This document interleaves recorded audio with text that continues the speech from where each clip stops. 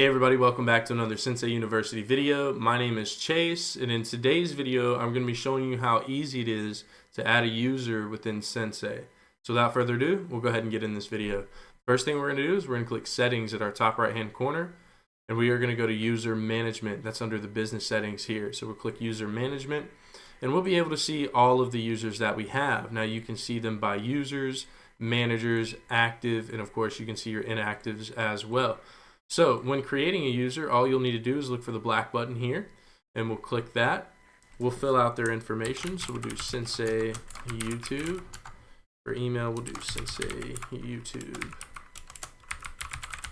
at gmail.com. Cell phone number, just use a fake cell phone number here and a phone number there.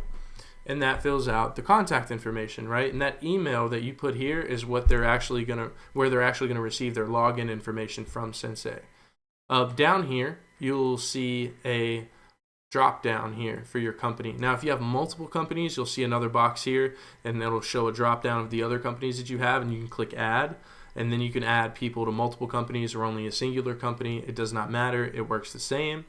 Departments aren't really as important as they used to be. We used to have a different situation with our order processing, and that's what department is for. You can be as specific as you want, so if you want to put them in a department, feel free to add those to the department you want to. But we're going to look at roles. So there are two roles. You have a user and a manager, and you can play with these so you can kind of see the difference as far as the actual permission. But if you checked out our other video on permissions in general, users can't quite see all the things that managers can. So managers usually can see all of the quotes, all of the orders, customers' leads. Users can only see the ones that they own. So that's important to remember when you're trying to decide if they should be a user or a manager. If you don't want them to have setting actions, you can remove those here. You can allow them to process payment. I don't really recommend letting anybody delete anything. We'll leave that for an admin, or if you have a GM, you can leave it for the GM. That's it, guys. That's all you have to do, and you click Save. What that's going to do is it'll send an email to that email that you created for that user for them to go ahead and get logged in.